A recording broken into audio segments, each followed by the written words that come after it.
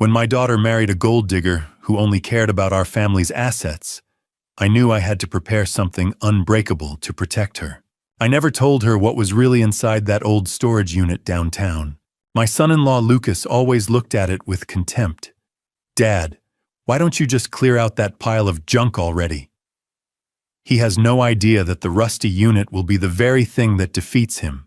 I've endured his schemes for 3 long years, waiting for this exact moment, the day his trap fails, and the truth finally comes to light. Before we unlock the secret of that storage unit, show your support by hitting the like button and subscribing to join our community. We'd love to know which part of the world you're joining us from today. Please remember, while this story is based on real-life lessons, some names and details have been fictionalized for your entertainment. Stay tuned. The lesson ahead is one you won't want to miss. 1 year after everything fell apart, I'm telling you the story from that year. I'm Vincent Ashford. I'm 64 years old, and I live in Los Angeles, the kind of place where the sun shines most days, where palm trees line the streets, and where people reinvent themselves constantly. That's something I learned the hard way. I've spent a lifetime in this city raising my daughter here after my wife Carol passed away 12 years ago. I thought I'd prepared myself for whatever life might throw at me. Turns out I had no idea what was coming. My daughter is named Sophia. She's 31 now, smart as they come with a good heart, the kind of person who sees the best in people even when she shouldn't. 3 years ago, she married a man named Lucas Torrance. I remember the wedding like it was yesterday. Everything was perfect on the surface. The venue looked beautiful, the flowers smelled like heaven, everyone smiled for the photographs. I stood there watching my daughter walk down the aisle, and I felt something twist in my stomach. It wasn't joy. It was something else entirely. I didn't say anything that day. I smiled, I hugged them both, I gave a toast that made people laugh. But I'd already seen something in Lucas's eyes, a way he looked at Sophia that wasn't quite right. It was possessive, like she was something he owned rather than someone he loved. At that time, I was already keeping a secret. For 12 years since Carol died, I'd been renting a storage unit downtown. Not because I was disorganized or because I didn't have room at home. I rented it because I needed a place, a fortress really, where I could keep the things that mattered most. Carol's documents, her jewelry, the insurance policies, the will, the trust papers that protected Sophia's future. Everything that told the real story of our family's financial life. Most people thought of that storage unit as a place for junk. When I mentioned it in conversation, I'd get that look, the kind that said, "Why would you hold on to all that old stuff?" I let them think that. It was easier that way. But the truth is, I'd spent years assembling a fortress of protection for my daughter. Carol and I had done it together before she passed. We'd created a prenuptial agreement, a family trust, a life insurance policy that would go directly into that trust. We'd made sure Sophia would never be vulnerable no matter what happened in her life. I never told Sophia about any of it. That was the real secret. When she married Lucas, I made sure she didn't have access to that storage unit. I kept the key with me hidden away. I couldn't explain why at the time, not really. I just felt it in my bones. Something about Lucas wasn't right. For the first 2 years of their marriage, I watched. I had dinner with Sophia when she'd let me. I called her regularly. I noticed small things, the way Lucas would steer conversations toward money, the way he'd question her about what I might be leaving her, the way he'd subtly discourage her from spending time with me. I started keeping notes, just little observations in a leather journal I kept in my desk drawer. Then Jacob called. Jacob Winters has been my closest friend for 33 years. He's not the type to panic or exaggerate, so when he called me one afternoon 3 years into Sophia's marriage and told me that he'd overheard Lucas talking to someone about me, about how much my insurance was worth, about how it would all go to Sophia, about how much better things would be if I simply didn't exist anymore, I believed him. Jacob isn't a liar, and he wasn't calling to stir up drama. He was calling because he was terrified. That's when I understood. All of those years of silence, all of those hidden documents, all of that protection I'd built around Sophia, it had been for this moment. I didn't know it then, but my life's work had been leading to this single conversation with my oldest friend, where he told me that my son-in-law was capable of something unspeakable. I hung up the phone and sat in my living room for a long time. I thought about Carol. I thought about the way she'd insisted on the prenup, the way she'd insisted on the trust, the way she'd left me notes, letters I'd found after she passed away, that seemed to suggest she knew something I didn't. She'd written things like, "Protect Sophia with documents, not words. Protect her from people who would use love as a weapon." I never understood those letters until that day. And suddenly I realized that I'd been preparing for this moment my entire life. Not consciously, maybe, but every decision I'd made, every precaution I'd taken, every secret I'd kept it, had all been leading here, to this moment where I had to decide what to do with the truth I'd been carrying. I pulled out that leather journal. I looked at 3 years of notes, and I understood finally that it was time to stop watching and start acting. It was time to open that storage unit. It was time to show Sophia what I'd been protecting her from all along. But I had no idea then how far Lucas was willing to go, or how much truth my daughter would have to face in order to survive him. After Jacob's warning, my mind drifted back to the beginning, back to the night when everything started to go wrong. It was that Sunday dinner when Sophia first brought Lucas home. I was standing by the stove when she walked through the door, and I knew it immediately. It took me exactly 15 seconds to realize this man was different from any boyfriend she'd brought around before, and not in a good way. Sophia looked happy. She had that glow people get when they think they've found something real. She introduced Lucas with pride in her voice, her hand finding his automatically. They fit together like two puzzle pieces, at least on the surface. But something in the way Lucas looked at her made my skin crawl. He was handsome, I'll give him that. Tall, dark-haired, well-dressed. The kind of guy who knew how to smile at the right moments and laugh at the right jokes. He complimented the dinner before he'd even tasted it. He asked about my work, about my years in Los Angeles, about the house. All the right questions, all the right timing. But there was something underneath it all, a calculation I could sense, even if I couldn't quite name it. When we sat down to eat, Lucas turned to me with a casual tone. "This is a beautiful home, Vincent. How long have you owned it?" It wasn't a random question. I'd learned to read people after 64 years, and I could see the wheels turning behind his eyes. He wasn't asking because he was interested in my real estate portfolio. He was assessing, calculating, trying to figure out what I was worth and what he might gain from knowing it. 40 years. I answered, simply cutting into my salmon. "Carol and I bought it together." He nodded, filing that information away like a banker tallying assets. "Must be worth quite a bit now. LA, real estate right, always going up." Sophia laughed nervously. "Lucas, we just got here. Let's enjoy the meal." But I'd already seen it. The way he looked at her when she said his name like she was a possession he'd already claimed. It wasn't the look of a man in love. It was the look of a man who'd decided what he wanted and was methodically going about getting it. Carol used to talk about this. Years ago, before she got sick, she'd tell me about people who wore charm like a mask. She'd say, "Vincent, love doesn't need to prove itself. Love doesn't calculate. Love doesn't keep score." I remembered those words sitting there at my own dinner table, watching Lucas ask Sophia to pass the butter, while his eyes stayed fixed on me, assessing, measuring. He asked about my work that night, what I did, how long I'd been doing it, whether I was still active or retired.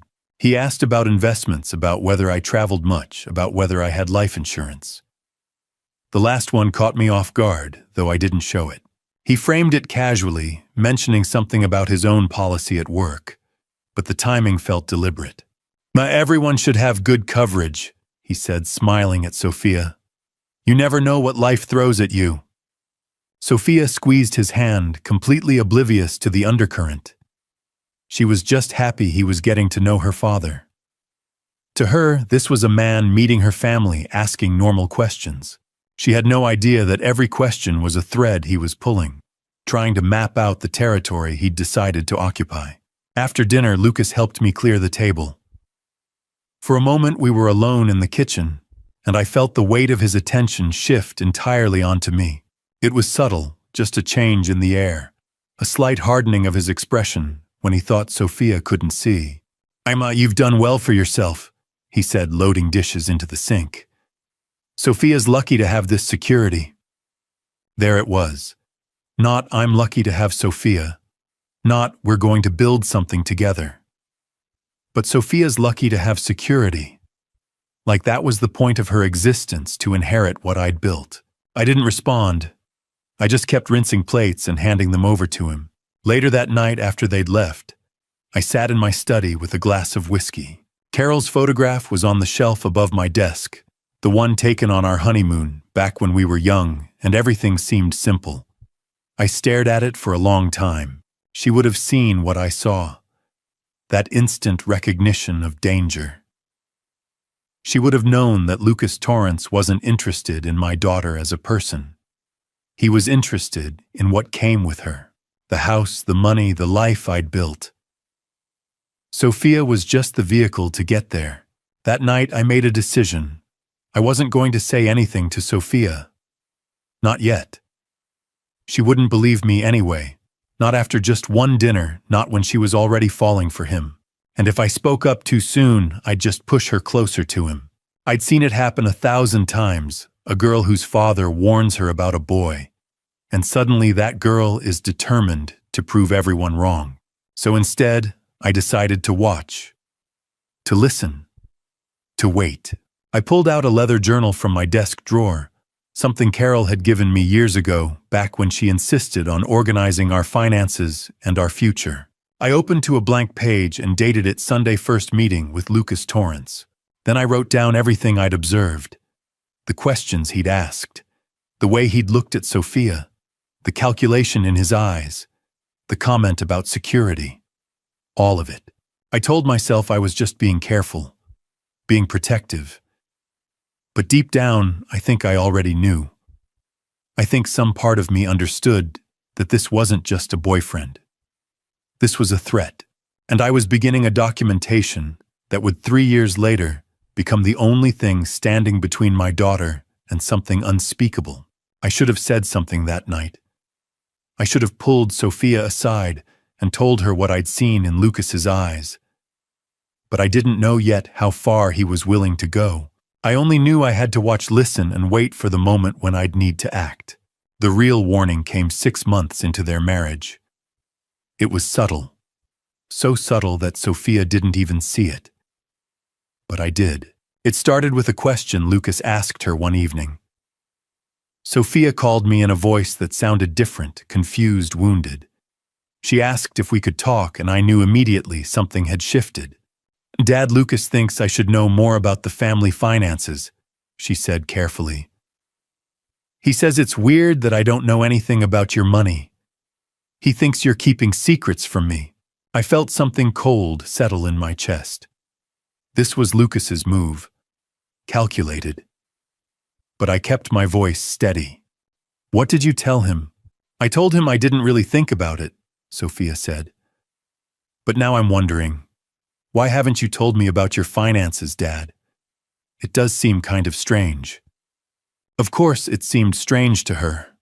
Lucas had made Sophia question me without ever having to voice a direct accusation himself. He'd planted a seed of doubt about her own father.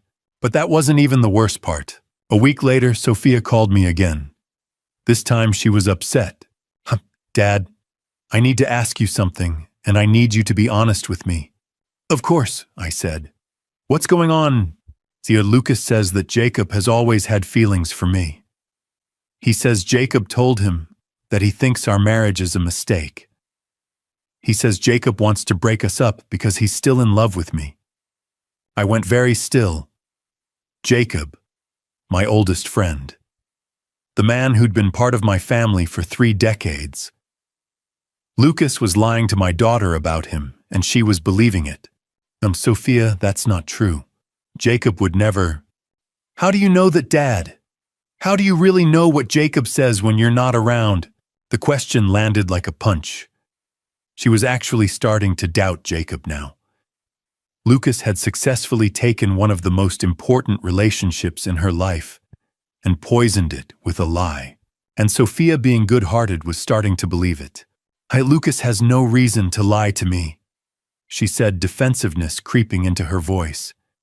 He barely even knows Jacob. Why would he make that up? Because Lucas was systematically isolating my daughter. He was cutting her off from the people who might protect her, who might see what he was doing, who might warn her. And he was doing it so cleverly that Sophia couldn't even see it happening. Over the next few weeks, I watched as Sophia pulled away from Jacob. She didn't return his calls as quickly. She made excuses when he invited us both to dinner. And worst of all, I could see the doubt in her eyes when she looked at him, doubt that Lucas had carefully planted there. This was the moment I really understood what I was dealing with. Lucas wasn't just a gold digger looking for an easy score. He was something more dangerous. He was methodical. He was strategic. He understood psychology in a way that most people don't. He knew exactly how to manipulate my daughter, not through force or aggression, but through seeds of doubt and carefully crafted lies. One night I sat in my study and pulled out that journal, the one I'd started after that first Sunday dinner. I flipped past my initial observations about Lucas's questions, his calculating eyes, his comment about security. Those had seemed ominous, but they were nothing compared to what I was witnessing now. I wrote down everything. The conversation Sophia had reported about Lucas questioning my finances, the lie about Jacob, the way Sophia was starting to pull away from my oldest friend, the isolation tactics happening in real time, and as I wrote, something crystallized in my mind. This wasn't just about money, though money was certainly part of it. This was about control. Lucas wanted to control Sophia completely, her mind, her relationships, her sense of reality. He wanted to make sure that when the moment came where she needed someone to tell her the truth, there would be no one left to turn to. Her father would seem like he was keeping secrets. Her best friend would seem like he had ulterior motives. And Lucas would be the only person she could trust. It was a masterclass in psychological manipulation, and it was happening to my daughter in real time. That night, I made a decision. I wasn't going to confront Lucas.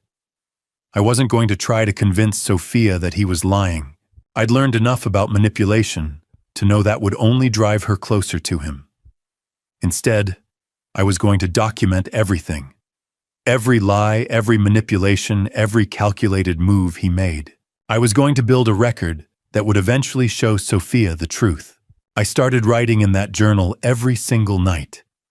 I'd note down conversations Sophia had mentioned. I'd record my own observations. I'd track the timeline of when Lucas made particular moves, what he said, how Sophia reacted. It was methodical work, the kind of work that required patience and focus. At the time, I didn't know exactly why I was doing this. I didn't have a specific plan. I just knew in some deep part of myself that I was going to need this evidence. That someday, in some way, I couldn't yet imagine my daughter would need to see the truth laid out in black and white. And when that day came, I wanted to be ready. I had no idea then that Lucas's isolation tactics were just the beginning. I had no idea that the next 3 years would involve so much more than psychological games and careful lies. I had no idea what he was truly capable of. But that night I made a choice.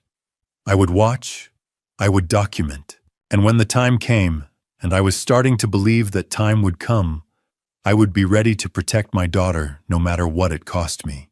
I drove to the storage unit the next morning and pulled out an old leather journal. It had been sitting there for 12 years untouched.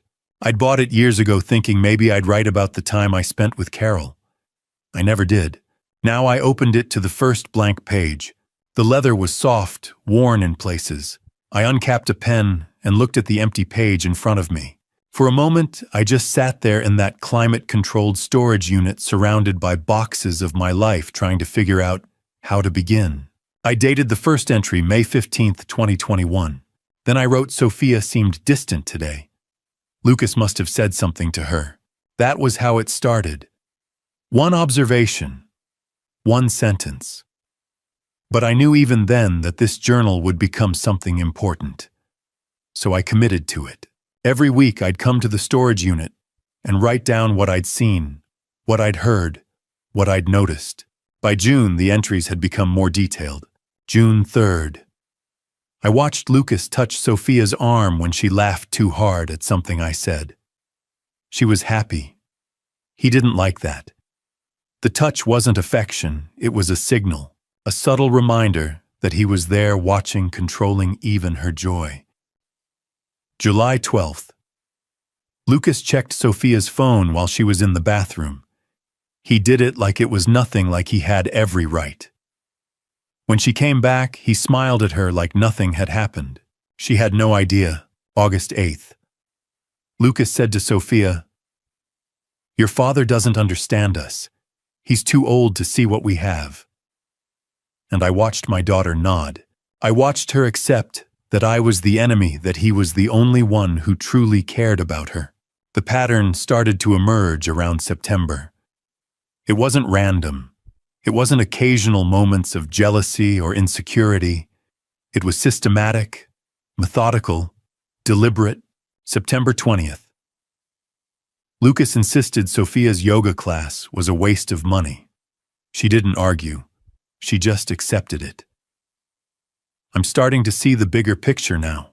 It's not just about money or control of her time. It's about erasing her sense of self. Every no he gives her, every decision he makes for her, every opinion he corrects. It's all part of the same pattern. October 5th. I overheard Lucas on the phone.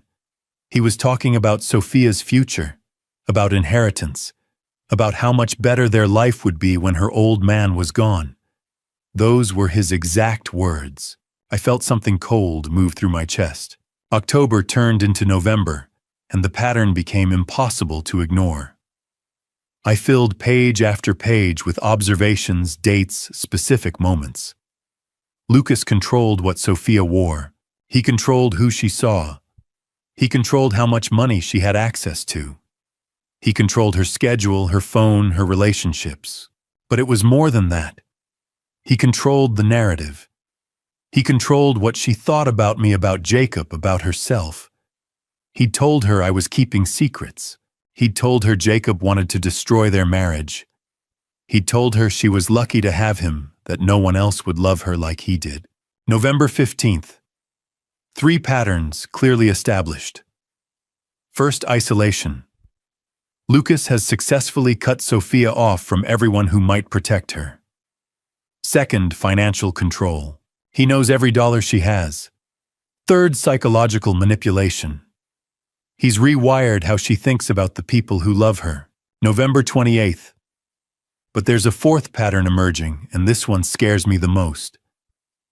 Lucas is asking more questions about my life, my work, my insurance, my assets. This isn't just about loving my daughter anymore. This is about something else entirely. By December, I'd filled almost 200 pages. 200 pages of observations, dates, times, specific quotes. 200 pages documenting the careful, calculated way Lucas was dismantling my daughter's independence and replacing it with dependence on him. I sat in the storage unit on December 15, 2021, and read through an entire year of entries. The pattern was unmistakable. It was clear. It was undeniable. Lucas wasn't a boyfriend who'd gotten a little too controlling. He wasn't a husband with jealousy issues. He was something far more calculated. He was a predator, and he was following a specific playbook that he'd likely used before, would likely use again. The isolation had happened first, then the financial control, then the psychological manipulation, and now the targeting, the questions about my money, the comments about how much better things would be when I was gone. I didn't know where this was heading. I didn't know what Lucas was truly capable of. But as I sat there in that cold storage unit surrounded by evidence, I understood something with complete certainty. I was watching a pattern unfold in real time, and I had no idea how it would end. But I knew one thing absolutely. I knew that I had to be ready for whatever came next. Because patterns like this, patterns of control, of isolation, of psychological destruction, they don't stop on their own. They don't reach a plateau where the person gets comfortable and decides that's enough. Patterns like this escalate. They intensify. They grow darker and more dangerous with every passing month. And I had a sinking feeling that the worst was still to come. 3 years. That's how long I watched. 3 years of family dinners where Lucas smiled and played the perfect son-in-law. 3 years of filling that leather journal with his behavior.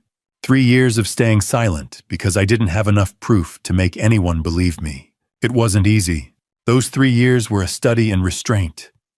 Every Sunday dinner, every phone call, every time Sophia mentioned something Lucas had said or done, I had to bite my tongue. I had to smile and pretend everything was fine while documenting the slow destruction of my daughter's life in that journal locked away in the storage unit. Lucas became bolder as time went on. The isolation deepened. By year 2, Sophia had virtually no friends left. Lucas had systematically poisoned every relationship with lies. He told her that her college friends were jealous of her marriage. He said her work colleagues were trying to manipulate her. He convinced her that everyone wanted to see them fail, and Sophia believed him. The control over money intensified too. By the 3rd year, Lucas had taken over her paychecks completely. She couldn't buy a coffee without him knowing about it. When she asked why, he'd say it was because they were building a future together, and trust meant transparency. It sounded romantic when he said it, but it was control, pure and simple. I watched Sophia become smaller. The light in her eyes dimmed.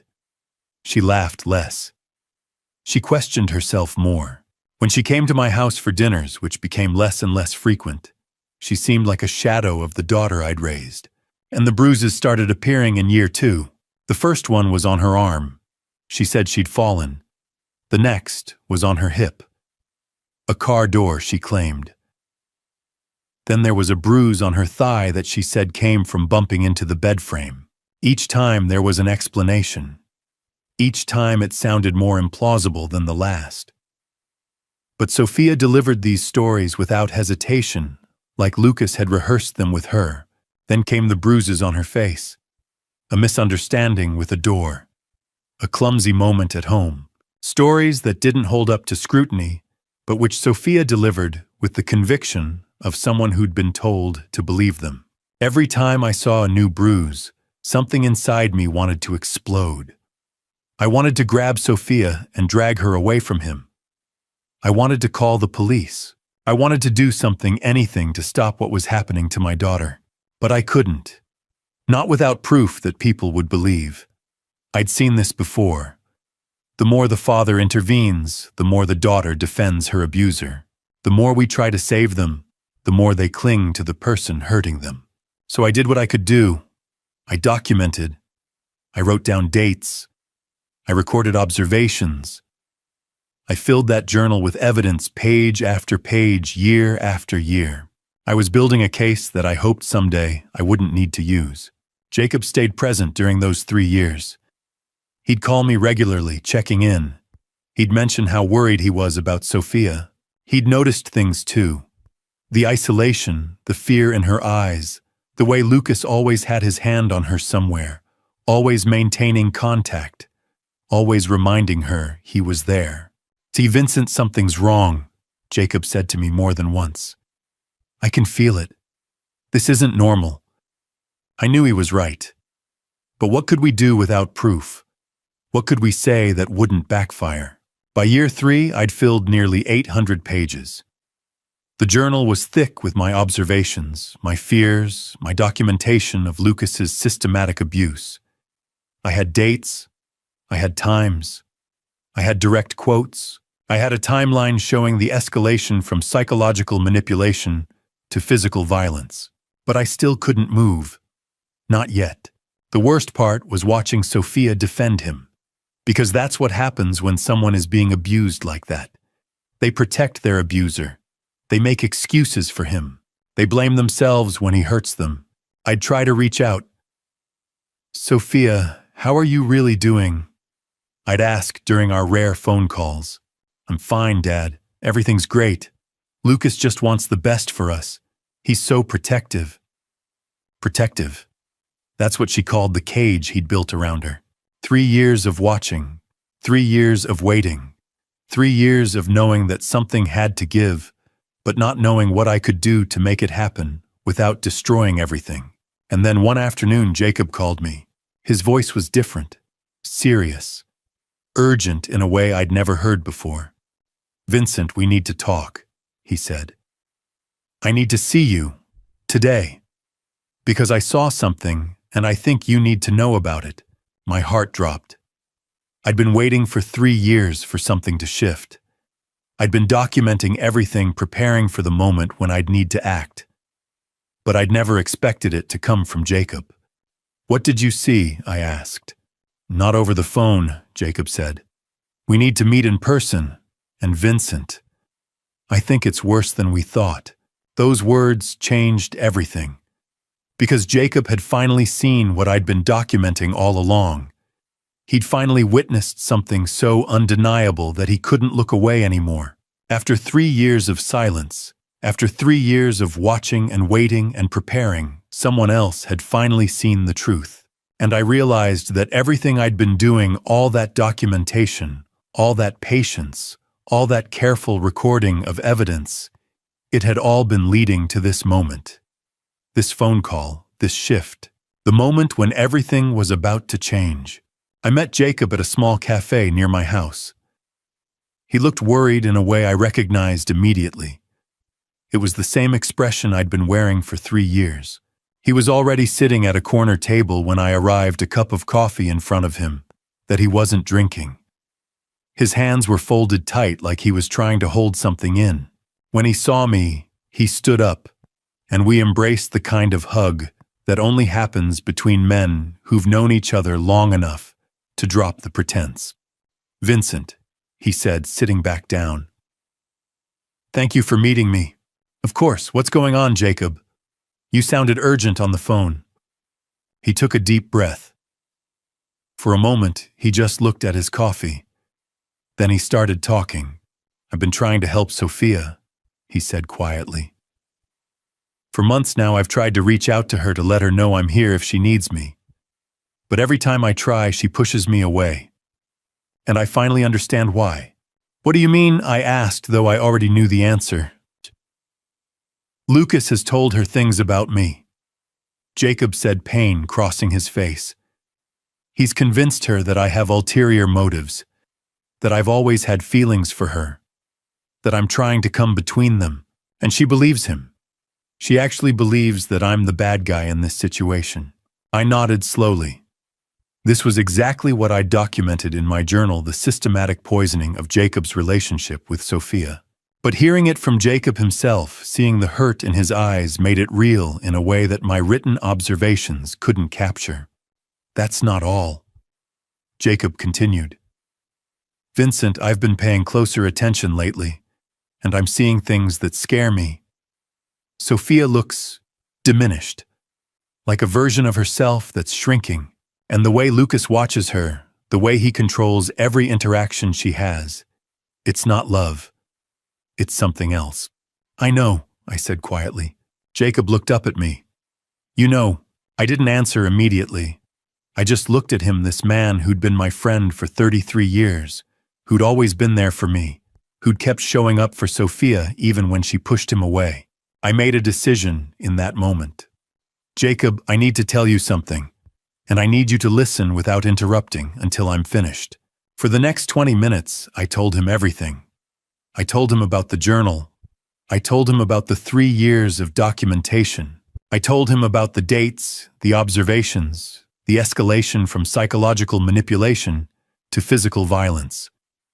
I told him about the bruises and the lies Sophia told to cover them up. I told him about the isolation and the financial control, and the way Lucas had systematically dismantled my daughter's sense of self. When I finished, Jacob was silent. His face had gone pale. 3 years, he finally said. You've been documenting this for 3 years. I needed proof, I said. I needed to know I wasn't imagining things. I needed to have something concrete before I tried to convince anyone else. Why didn't you tell me? Jacob asked, and there was hurt in his voice. Hurt that I'd carried this alone. Because I didn't want to drag you into something you couldn't fix, I said honestly. And I wasn't sure if it was safe. I wasn't sure who Lucas might try to manipulate or threaten. I was trying to protect you. Jacob shook his head. Vincent, you should have told me. We could have done this together. You shouldn't have had to carry this alone. I know, I said. I know that now. Jacob was quiet for a long moment. Then he leaned forward. What do you need from me? I need your help, I said. Sophia won't believe me. She thinks I'm keeping secrets from her that I don't understand her marriage. But she might believe you. She might listen to you in a way she won't listen to me. I'll do whatever it takes, Jacob said immediately. Whatever you need, I'll watch him. I'll gather evidence. I'll be there for Sophia, whatever it takes. There's more, I said. I think Lucas might be planning something bigger. I heard him mention my life insurance. I heard him talk about how much better things would be when I was gone.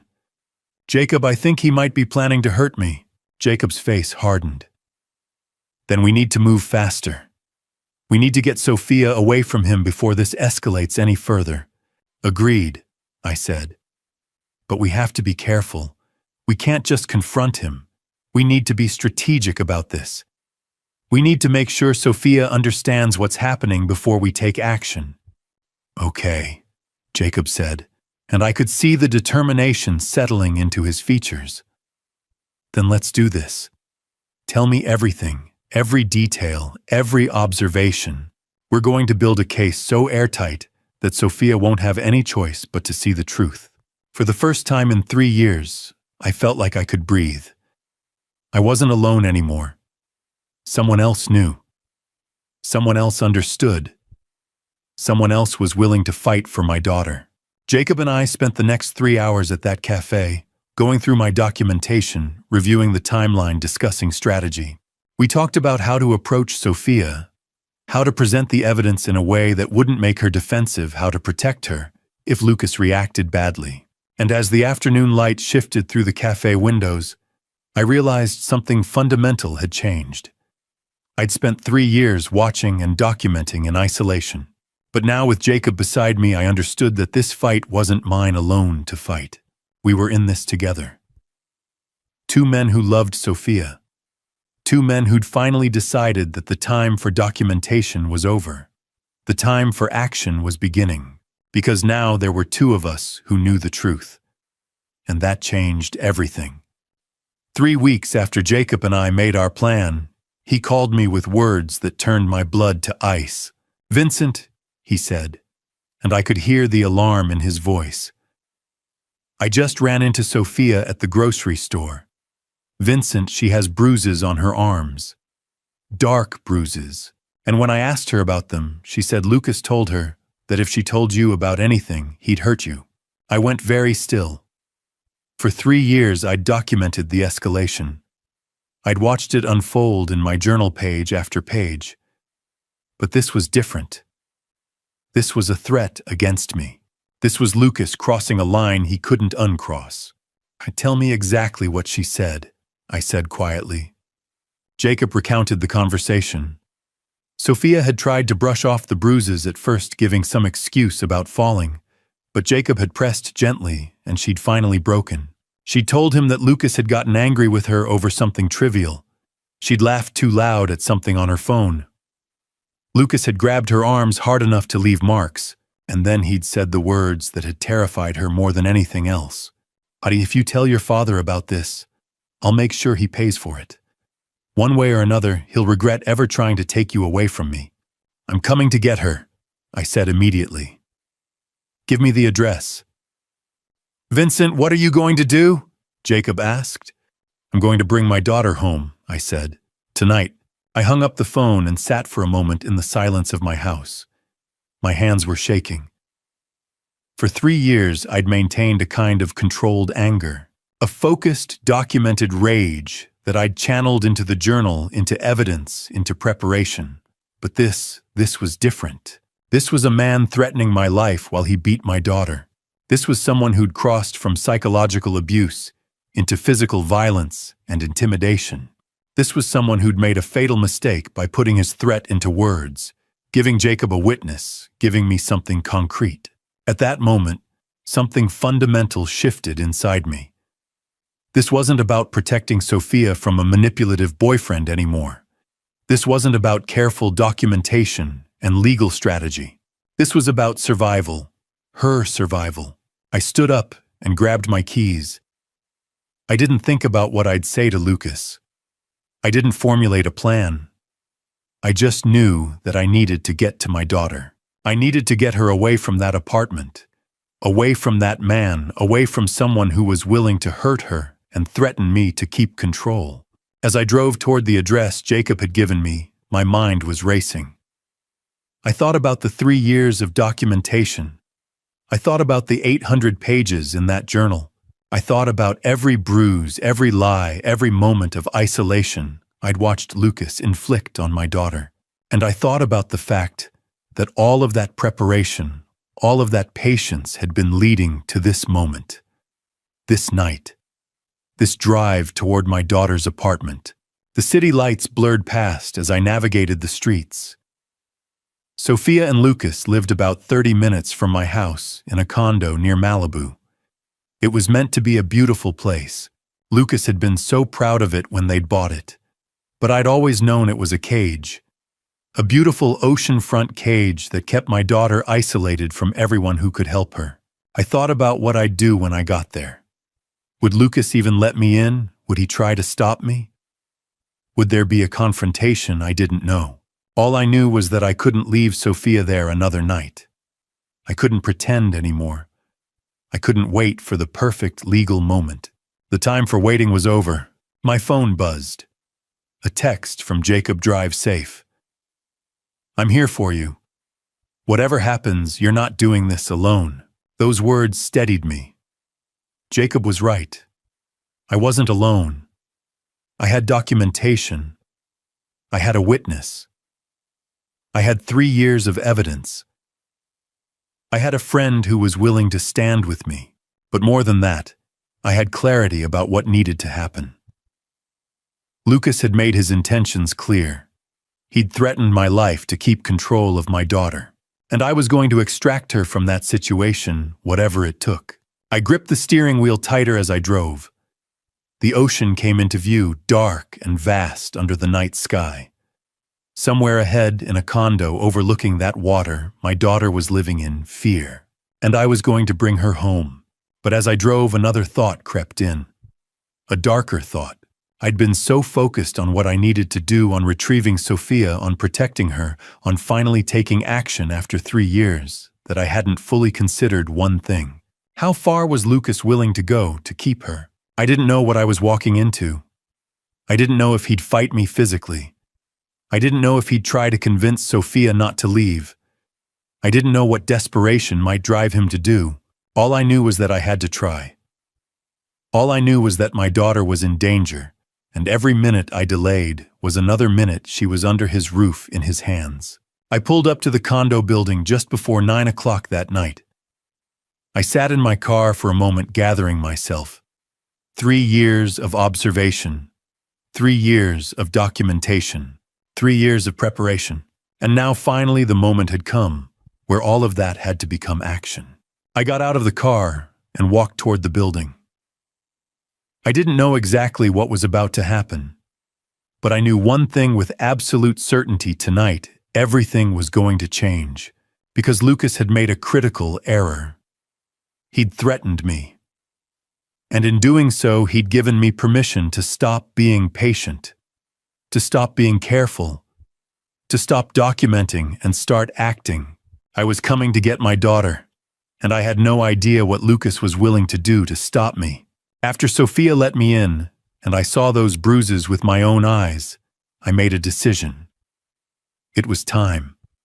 Time to show my daughter what I knew. Time to show Jacob the full extent of Lucas's behavior. Time to open that leather journal and lay everything bare. I called Jacob immediately. "Come to Sophia's apartment," I said.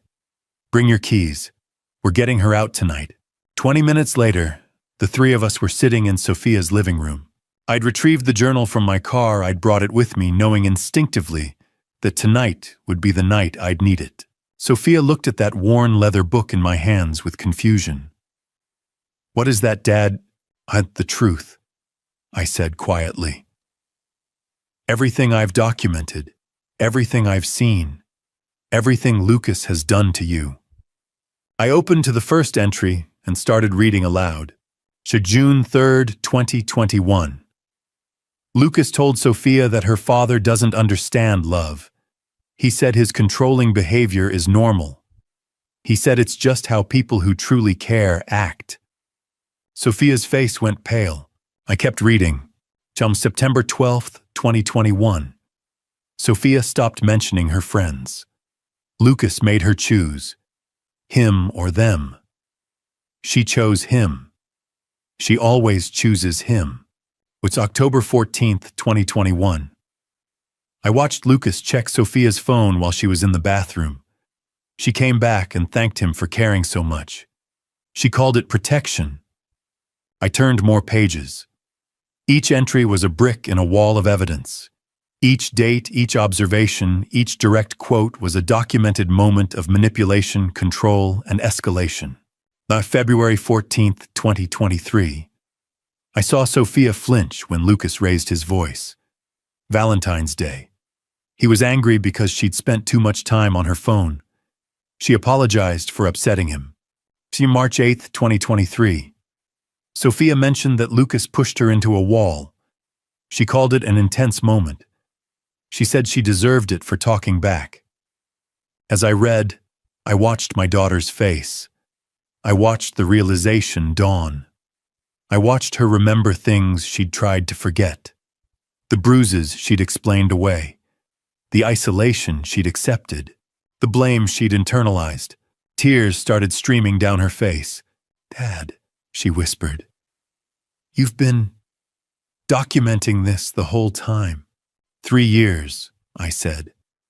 Every observation, every conversation, every bruise, every lie. Jacob stood up, anger radiating off him.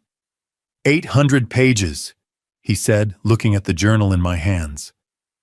He's been doing this to her for 800 pages.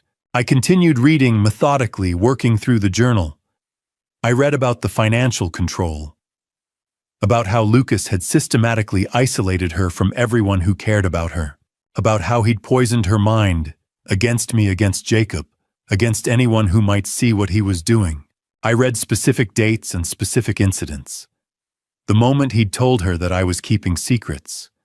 The moment he'd lied about Jacob. The moment he'd started checking her phone. The moment the first bruise appeared.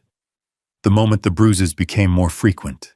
Each entry was a stepping stone in a path that led directly here to this night, to this moment, where my daughter finally saw the truth laid out in front of her.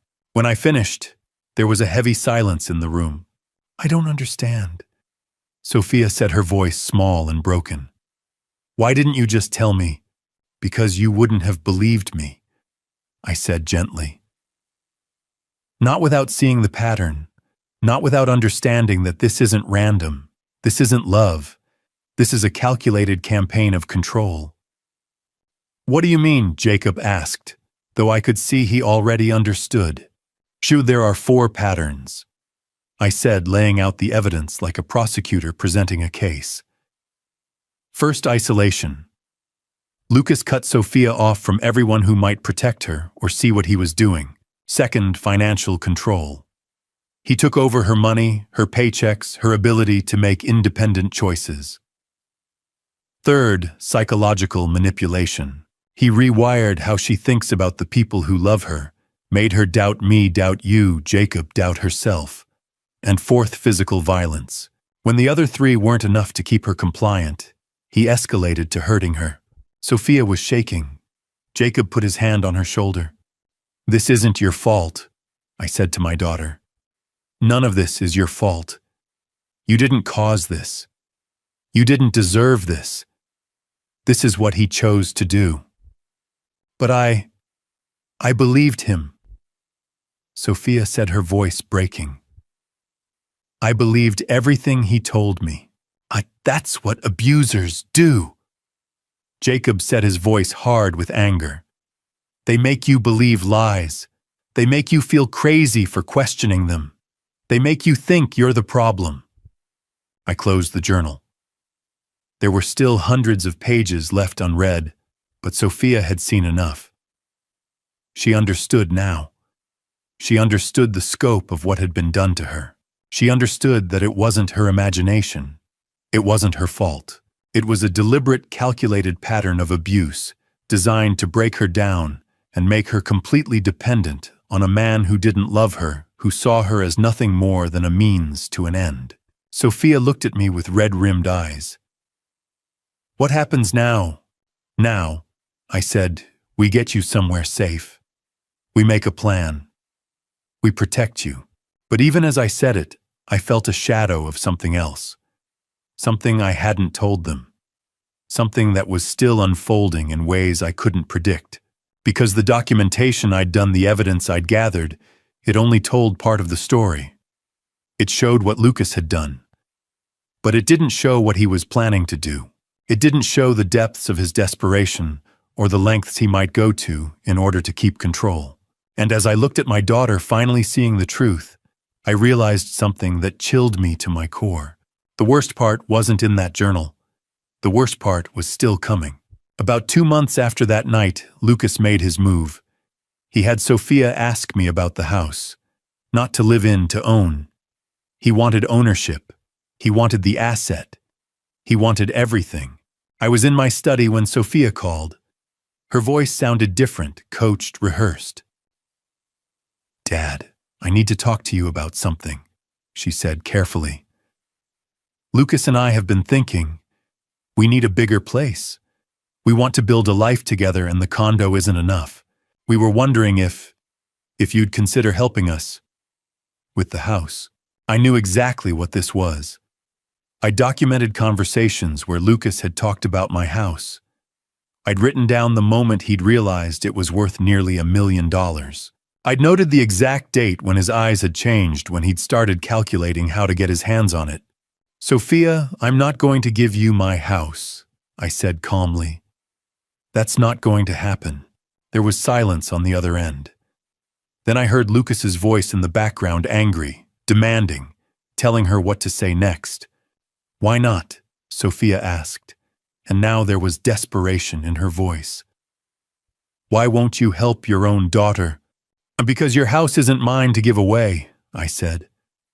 And because I know what this is really about. I hung up the phone. 2 hours later, Lucas called me directly. This was new. This was a shift. He'd never called me before.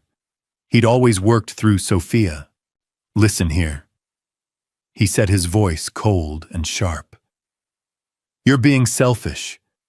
Your daughter needs your help, and you're refusing because you're a controlling old man who can't stand to see her happy. That's not what this is about, I said. You know what you are. Lucas continued, his voice rising. You're a coward. You hide behind your money and your secrets, and you won't even help your own child. You're the reason she's unhappy. You're the reason we're struggling. I stayed silent. I'd learned long ago not to engage with his manipulation. I'm taking care of your daughter, he said. I'm the one who loves her. I'm the one who's there for her. And you sit in that big house of yours, judging us, keeping us poor, keeping us down. You're pathetic. Is there anything else? I asked quietly. Yeah, there's one more thing, he said, and his voice had turned into something darker, something more dangerous. You need to understand that I'm not going anywhere. Sophia is mine. That house should be ours. And if you don't start cooperating, you're going to regret it. Then he hung up. I sat in the silence of my study for a long moment, letting his words settle. And in that silence, something became crystal clear to me. Lucas had run out of subtle tactics. He was out of manipulation tricks. He'd moved past the psychological games and the careful control. Now he was using direct aggression, direct threats, direct intimidation, and that meant he was desperate. A desperate man is a dangerous man. A man who's losing control will do things he wouldn't normally consider. A man who can see his plans crumbling will escalate to whatever means necessary to try to save them. Lucas had thought he had all the time in the world. He'd thought he could isolate Sophia, break her down, make her completely dependent on him, and eventually convince her to help him access her father's assets.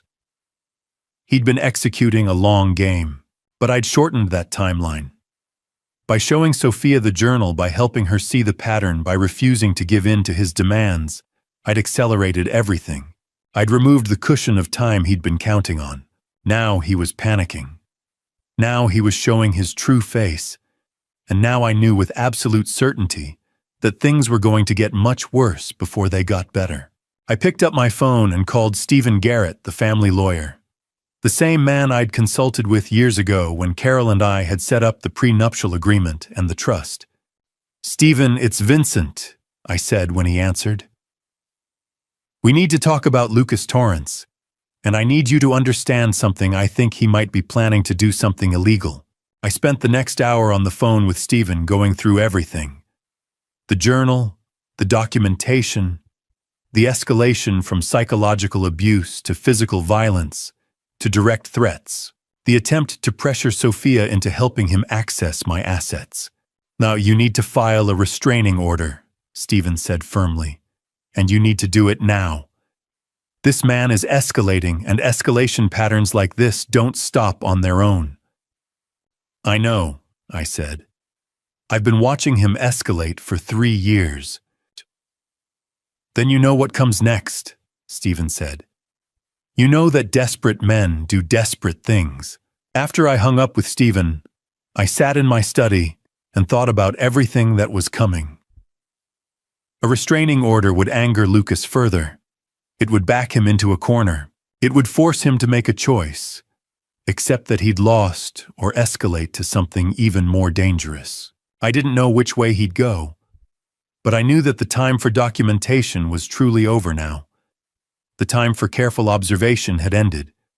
Now it was time for legal action, time for protection, time for preparation, because Lucas had finally shown me his true face, and what I'd seen was a man capable of anything. That night, I made calls to the lawyer, to Jacob, to a private investigator I'd worked with years ago. I began the process of building legal walls around myself and my daughter. I started the paperwork for a restraining order.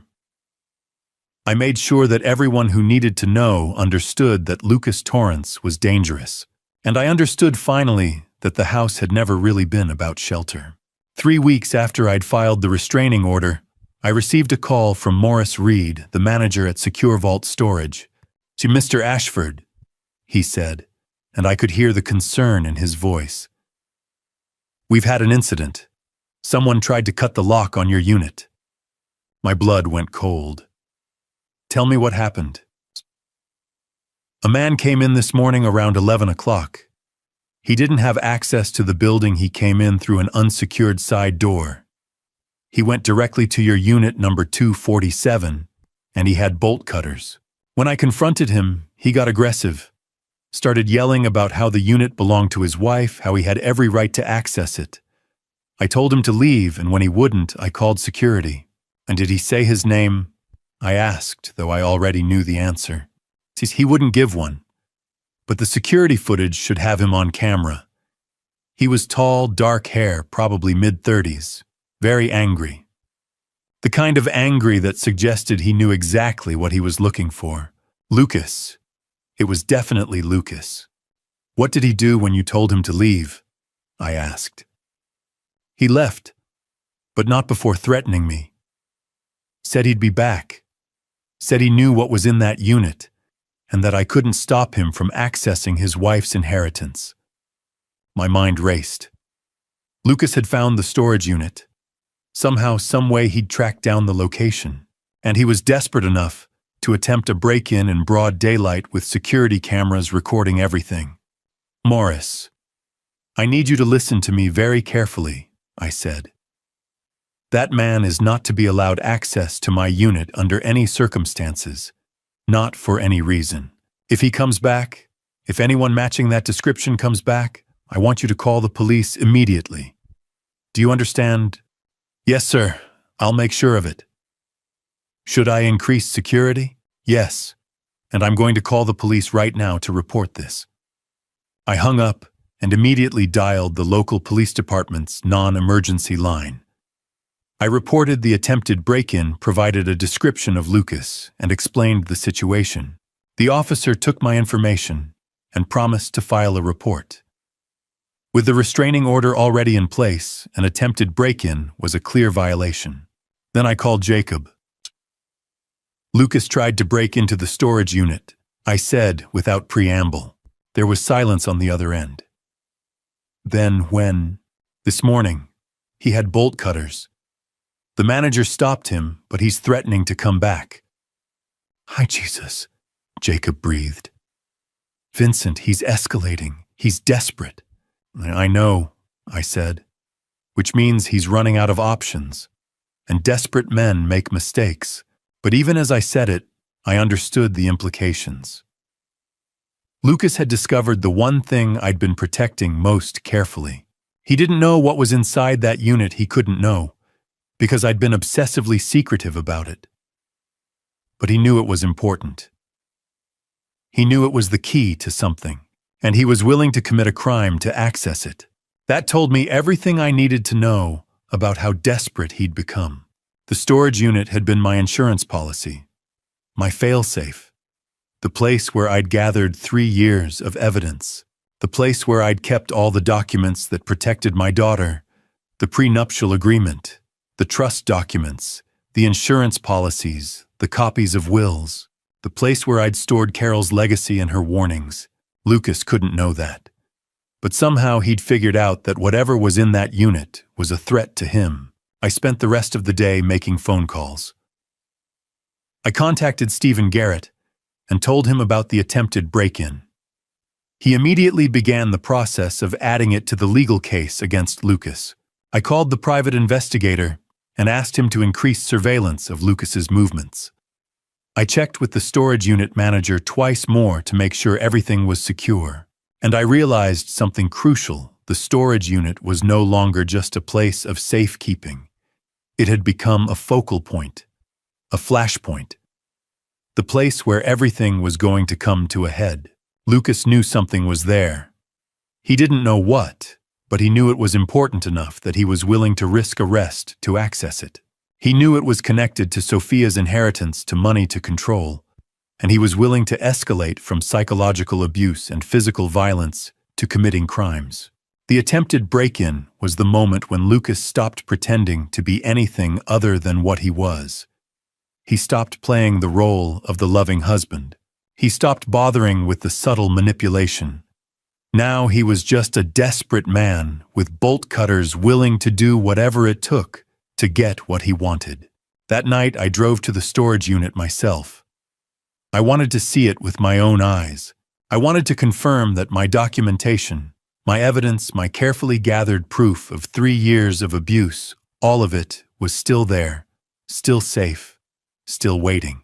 I pulled into the climate-controlled facility and walked to Unit 247. Everything was intact. The lock was still secure, uncut. Inside, I could see the boxes, the ones containing Carol's belongings, the ones containing my journal, the ones containing the legal documents that protected everything my wife and I had built. Lucas hadn't gotten inside. But he'd confirmed something crucial. He knew the unit existed, and he knew it mattered, which meant that time was no longer on my side, which meant that Lucas would keep trying, which meant that whatever was going to happen next would happen soon. I locked the unit and walked back to my car. As I drove home, I thought about the pattern I'd documented for 3 years: isolation, financial control, psychological manipulation, physical violence. And now desperation. Desperation was the final stage. And desperation was the most dangerous. Because a desperate man with nothing left to lose would do things that a calculating man would never consider. A desperate man would stop calculating the consequences and start thinking only about survival. And I had no idea what Lucas would do when he realized that the storage unit was his last chance, his last hope of accessing the leverage he needed to control my daughter and secure his future. That's when I called Jacob. I told him we needed to meet immediately, because I'd just realized something that changed everything. We sat in my study with the door closed. "The storage unit break-in attempt," I said. "That wasn't random. That was desperation. That was a man running out of time and running out of options." Jacob leaned forward. "You think he's planning something bigger?" "I know it," I said. "I've spent 3 years documenting this man's behavior. I've watched him escalate from psychological manipulation to physical violence. And we're at a threshold now. We've crossed into a new territory." "What do you mean?" Jacob asked. "Lucas has lost control," I said. "He tried to manipulate Sophia and she saw through it. He tried to intimidate me and I didn't back down. He tried to access the storage unit and he failed. Every move he's made recently has resulted in him losing ground. And men like Lucas, men who've built their entire identity on control, they don't handle losing well." I stood up and walked to the window. The night was dark outside. When a man like that realizes he's losing everything, he doesn't try to negotiate anymore. He escalates to the only option he has left: elimination. "You think he's planning to hurt you," Jacob said. It wasn't a question. "Mo, I know he is," I said. "I can feel it. And he believes he can get away with it.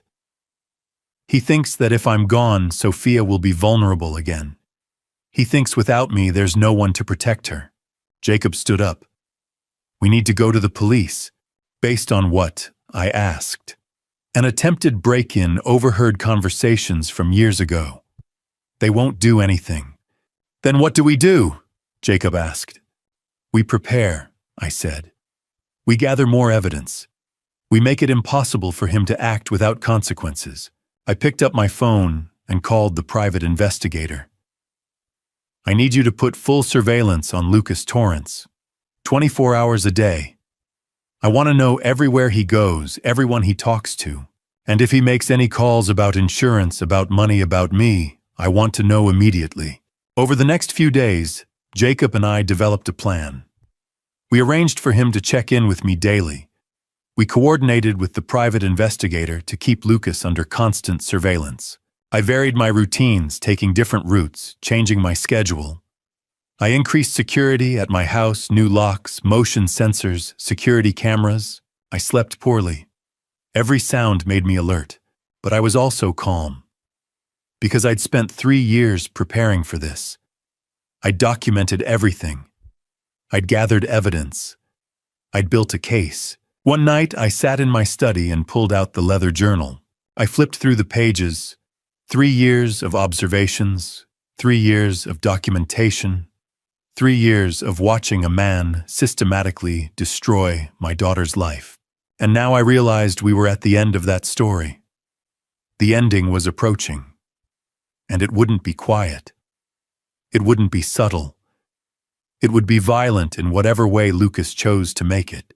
I called Stephen Garrett, my lawyer. "I want to make sure that if anything happens to me, everything is in order. I want Sophia protected. I want the storage unit secured. I want my documentation to be found and understood." Vincent, are you in danger?" Stephen asked directly. "Well, I think so," I admitted. "I think Lucas is planning something. And I want to make sure that even if something happens to me, the truth comes out." I spent that night making arrangements. I left copies of my journal with Stephen, with Jacob, with the private investigator. I updated my will. I made sure that everything I documented would survive me even if I didn't. Because I understood finally that I'd been preparing for this moment my entire life. Not consciously, maybe. But every decision I'd made, every precaution I'd taken, every document I'd kept it, had all been leading here. To this moment where I was ready. Jacob called me the next morning. The investigator called me. Lucas has been making calls. To someone. Multiple calls. Very careful. Very deliberate. What kind of calls? I asked. He's asking questions about your schedule, Jacob said. About where you go. About your routines. I felt a chill run through me.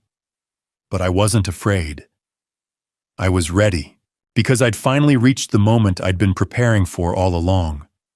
The moment when everything would come to a head.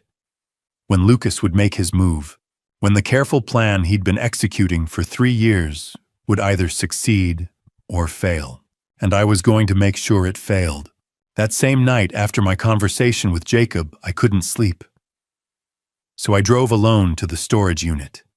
I hadn't been there in months. I needed to remind myself of what I'd built, what I'd protected. The climate-controlled unit was exactly as I'd left it. 10 feet by 10 feet. Organized in a way that only I understood. To anyone else, it would look like a mess. Boxes stacked haphazardly, old furniture pushed into corners. The accumulated clutter of a man who couldn't let go of his past. But I knew the truth. I walked through the unit slowly, deliberately. I passed through the outer layers, first the deliberate camouflage. Boxes of Carol's old clothes, her winter coats, her shoes arranged in pairs, as if she might come back and wear them again. Stacks of books she'd loved. Photo albums from before Sophia was born. Memories wrapped in tissue paper and stored in cardboard boxes. It was genuine, all of it. Carol's things preserved exactly as they'd been when she was alive. The outer layer of my storage unit was authentic mourning, authentic preservation of a life lived and lost. But deeper inside, hidden beneath those boxes of memories, were the things that truly mattered. I moved aside a stack of boxes and revealed what lay beneath. A locked metal cabinet. Inside were the documents that had shaped my daughter's future and that now might determine her survival. The prenuptial agreement. The document that Lucas didn't know existed. Sophia had signed it 3 days before their wedding, after a conversation with her mother, a conversation that had happened in the hospital when Carol knew her time was running out. She'd made Sophia promise to protect herself, to let me guide her toward legal protections that would keep her safe from men like Lucas. The trust documents, created by Carol and me 12 years ago, long before we knew Lucas Torrance existed. The trust that owned the house. The trust that controlled the investment portfolio. The trust that was separate property, untouchable by a spouse, unaffected by divorce or death. Sophia was the sole beneficiary. The life insurance policy. $1 million payable directly to the trust. Not to Sophia individually. Not to me. To the trust. Which meant that even if something happened to me, even if Lucas somehow got access to my estate, the insurance would go directly to Sophia's protected assets. The will, updated 6 months ago after I'd begun documenting Lucas's behavior. Everything I owned went to Sophia, but it went through the trust. Every asset was protected. Every dollar was shielded. The deed to the house. My name clear and simple. Not Sophia's. Not joint ownership. Just mine. The house that Lucas had tried so desperately to acquire. The house he'd convinced Sophia was the key to their future. It was the key to something all right, but not in the way he thought. And then there were the 3 years of documentation. 800 pages of journal entries. Photographs of bruises. Medical records from the hospital, where Sophia had gone reluctantly after one particularly violent incident. Emails I'd printed out. Text messages I'd screenshotted. A complete detailed forensic record of 3 years of abuse escalation and criminal behavior. I stood in the middle of that storage unit and understood something fundamental. I wasn't just protecting my daughter from a manipulative man. I was protecting her from a version of the future where she had nothing. where Lucas had isolated her so completely that she had no one to turn to, where he'd convinced her to liquidate everything, the house, the trust, the insurance in service of his control, where he'd slowly, methodically turned her into a woman with no resources, no support, no way out. I was protecting her from a future where I was dead and she was alone with him, because that's what Lucas wanted. That's what his plan had always been. Get rid of me, the one person she might run to, the one person she might still listen to. Take the insurance money. Use that money to further isolate her, further control, her further remake her into the image he wanted. And then once she was completely broken, completely dependent, completely his, take everything else. The house, the trust, the investments. All of it. I looked at the locked cabinet containing all these documents, and I understood Lucas's desperation with perfect clarity. He'd been patient for 3 years, but he knew the endgame had to come soon.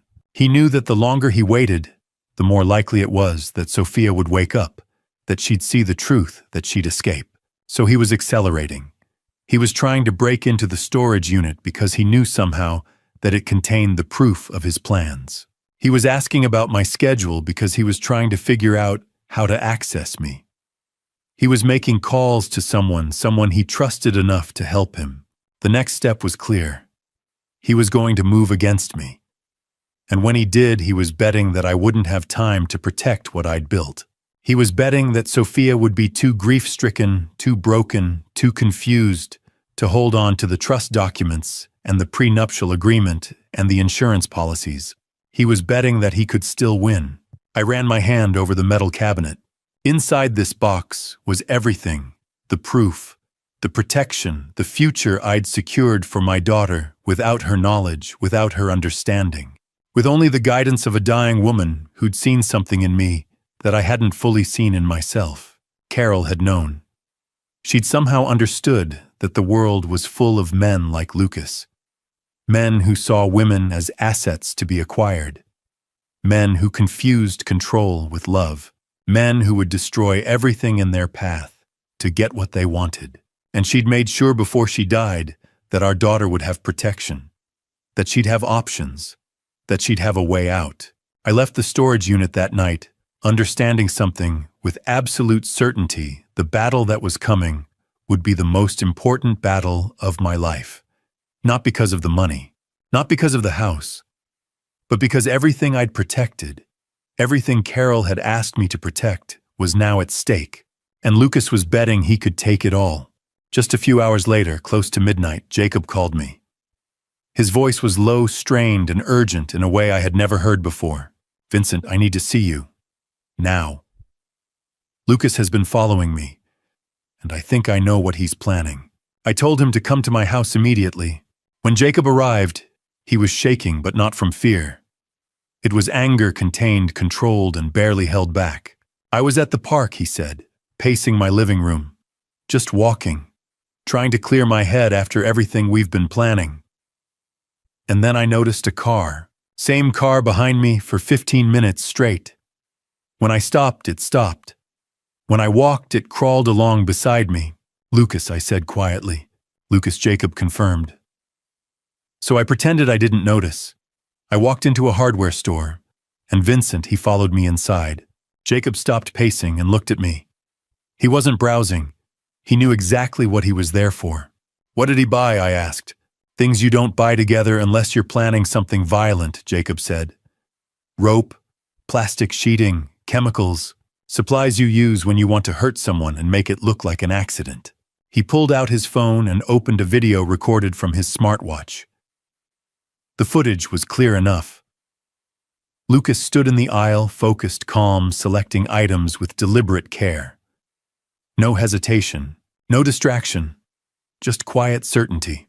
"He never noticed I was recording," Jacob said. He was too sure of himself. I stared at the screen. My son-in-law shopping like a man preparing for a weekend project, not like someone planning to end a life. Why would he risk being seen, I asked, though the answer was already forming. "Because he's desperate," Jacob said. "He knows about the storage unit. He knows you have evidence. And he knows that once Sophia sees it, she'll leave him. She'll take the house, the insurance, everything. He'll be finished. Something cold and sharp settled inside my chest.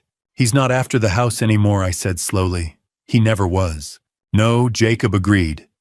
He's after the life insurance. $2 million. Once you're gone, the money goes to Sophia. And once she's grieving, confused, vulnerable, he'll control the narrative. He'll guide her decisions. He'll convince her it's for their future. And by the time she realizes what happened, the money will be gone. I sat down heavily. The plan was horrifying in its simplicity. Remove me, access the insurance, reassert control over Sophia, take the money, disappear, then start the same cycle somewhere else. It would have worked if Jacob hadn't been paying attention. If I hadn't documented everything. If we hadn't already prepared. We're out of time, I said, standing. We can't wait anymore. We have to act. I called the police department's non-emergency line and asked to speak with someone about an immediate threat.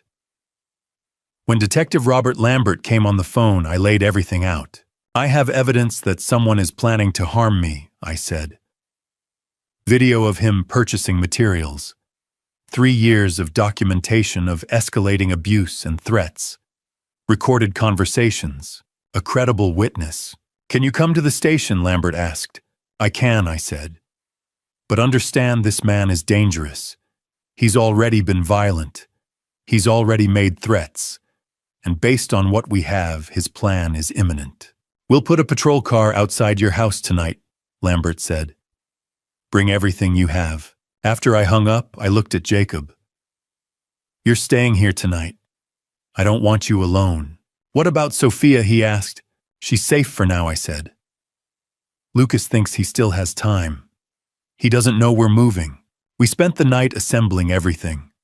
I retrieved copies of my journals, screenshots of messages, photographs.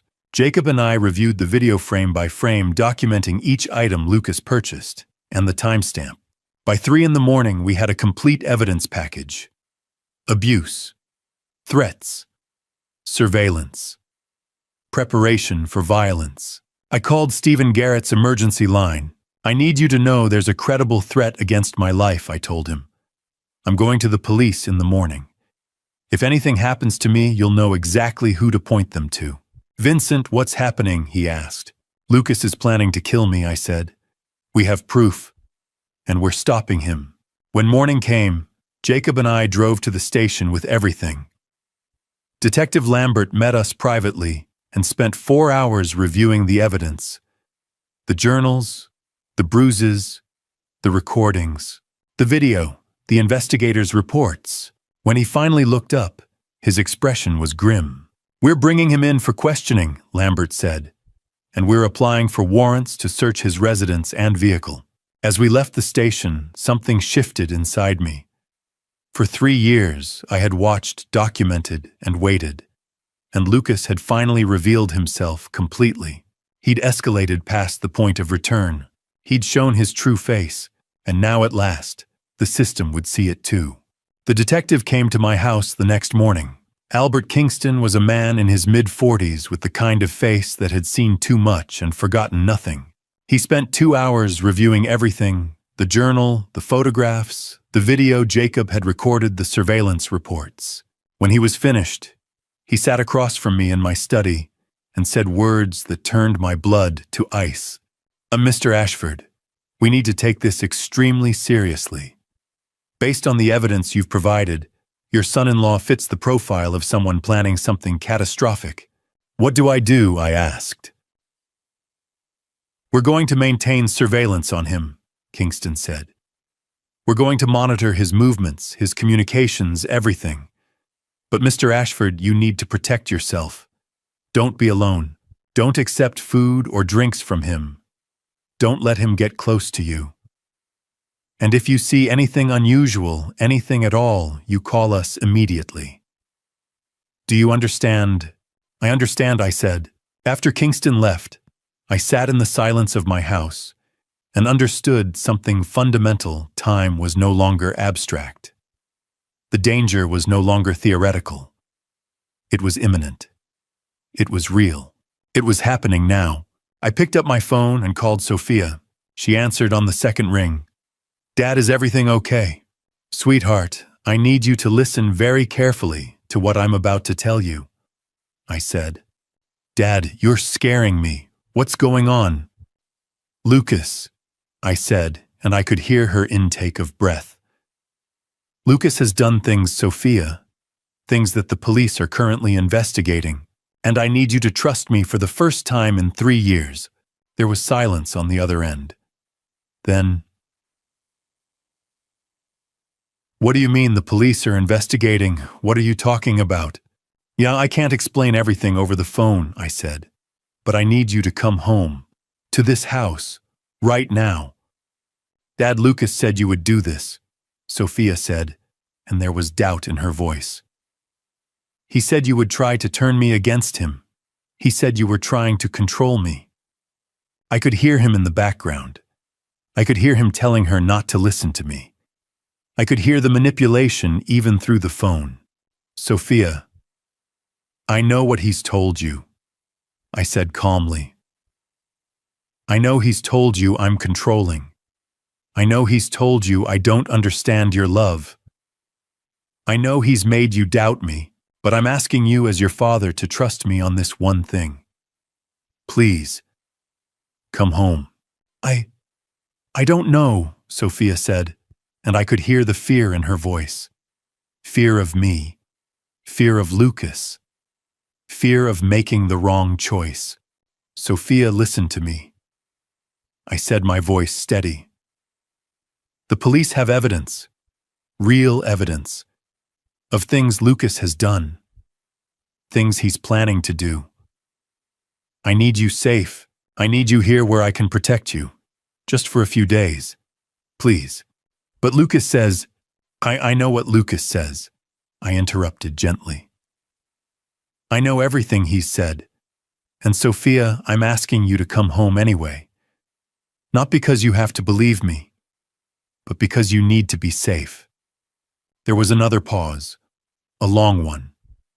Then Sophia said very quietly, "Okay, Dad, I'll come home." "When?" I asked. "Today. I'll tell Lucas I need to visit you. He won't like it, but okay, I'll come today." "I love you, Sophia," I said. "I love you too, Dad," she replied, and her voice was small, uncertain, but it was there. After we hung up, I sat in my study and exhaled slowly. One piece was in place. Sophia was coming home. She would be safe, and once she was here, once she could see the documentation for herself, once she could understand the scope of what Lucas had done, she would finally be able to make a choice from a place of safety rather than fear. But even as I felt relief, I also felt the weight of what was coming. Lucas would discover that Sophia had left. Lucas would understand that his plan was falling apart, and a man whose plan is falling apart is at his most dangerous. I called Jacob. "Sophia's coming home today. I need you here." "I'm on my way," Jacob said. I called Stephen Garrett. "Sophia is coming here. I want her protected legally. I want everything in place." "I'm preparing the documentation now," Stephen said. "When she arrives, we'll make sure she understands her options." For the next few hours, I waited.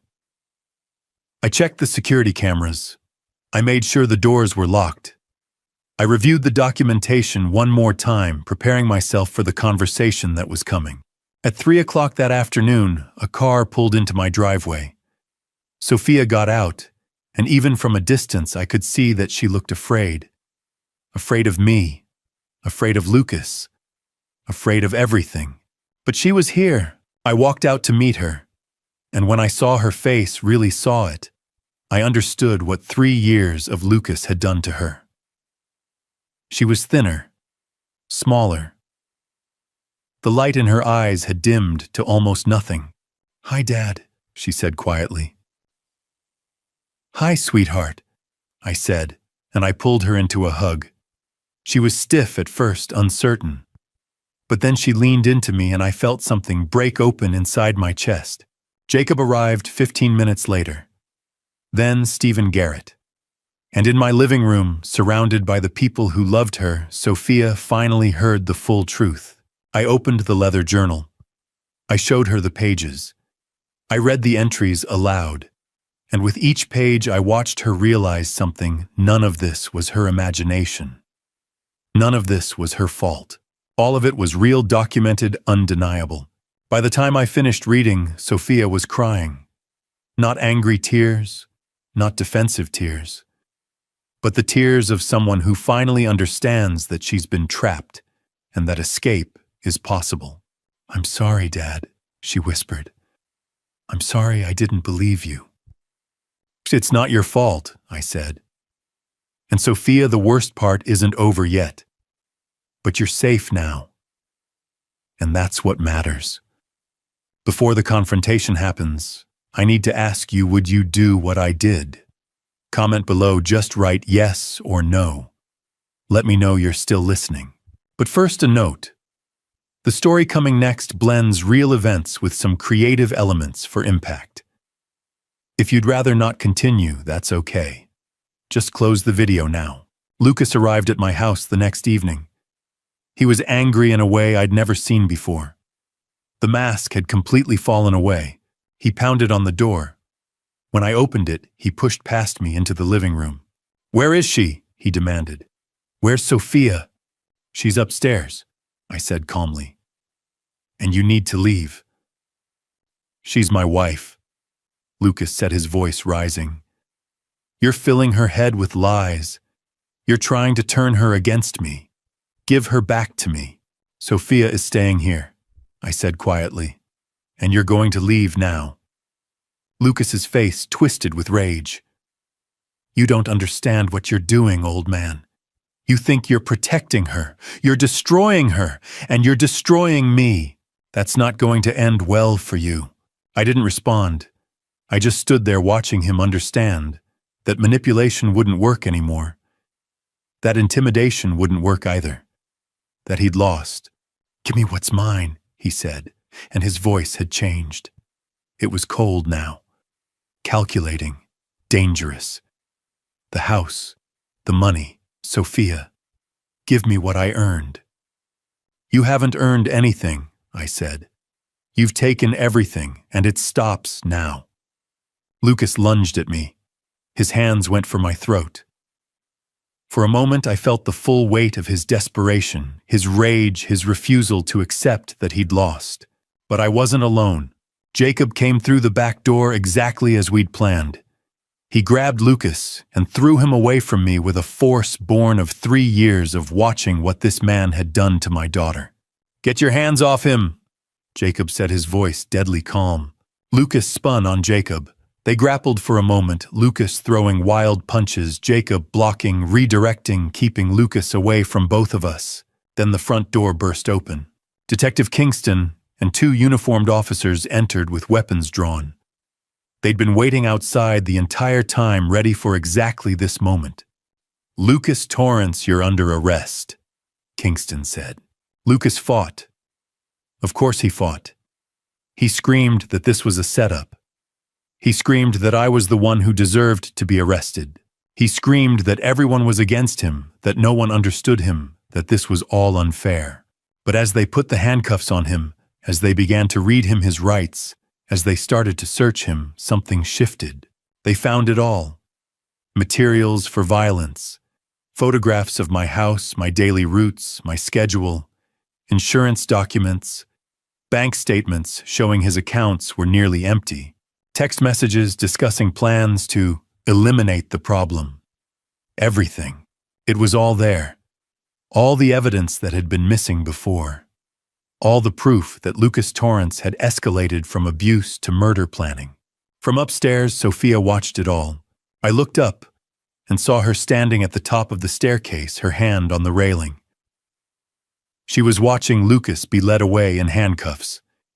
She was watching the police officers document evidence. She was watching the man she'd been trying to protect, the man she'd believed loved her, reveal his true nature in his rage and his threats.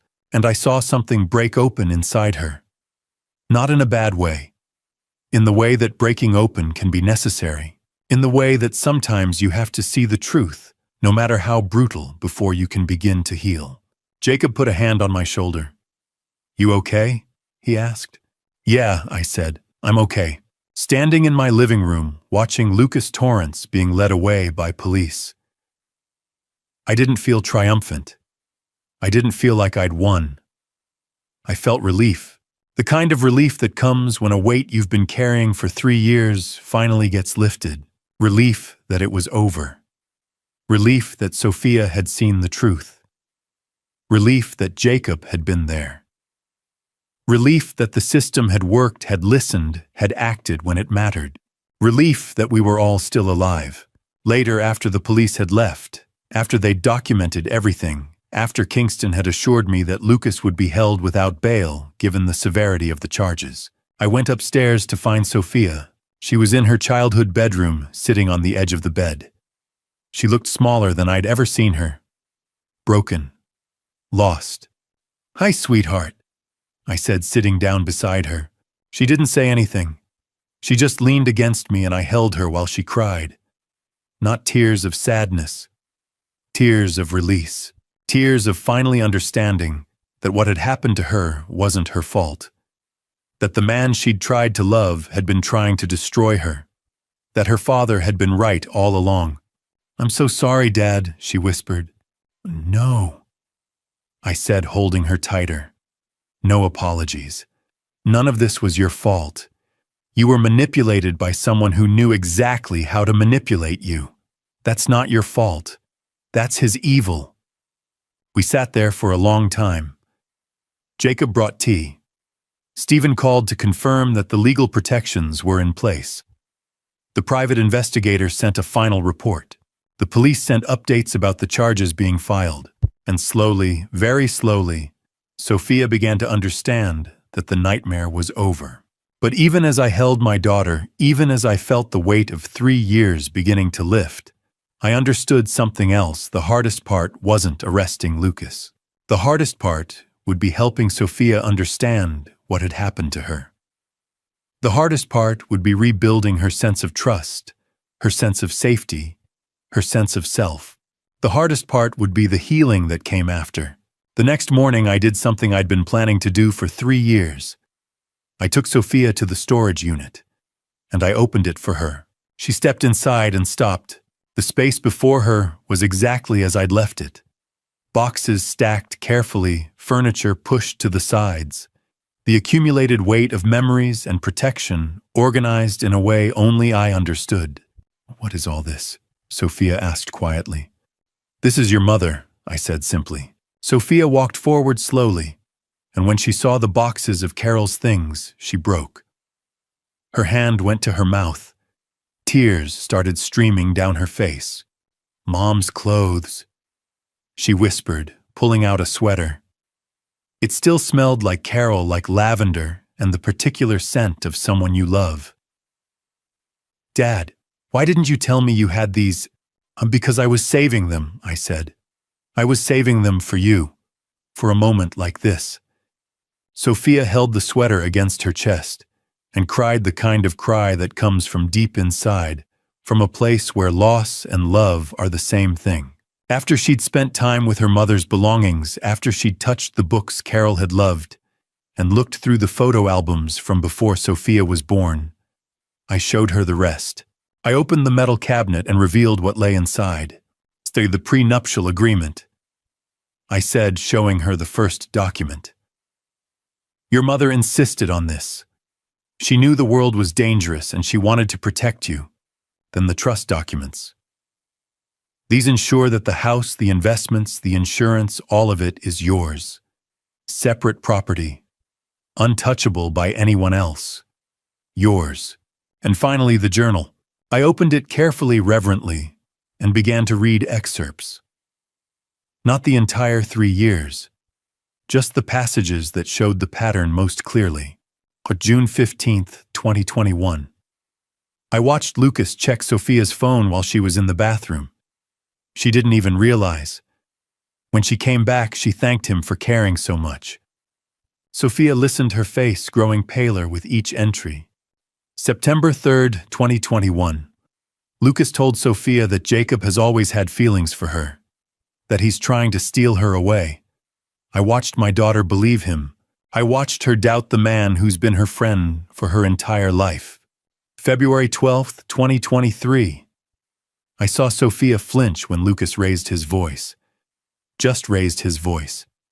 She apologized immediately for upsetting him. March 20th, 2023. Sophia told me that Lucas pushed her into a wall. She called it an intense moment. She said she deserved it for talking back. When I finished reading, Sophia was shaking. "Why didn't you tell me?" she asked, her voice breaking. "Why did you wait?" "Because you wouldn't have believed me," I said honestly. "Lucas had already convinced you that I was the enemy.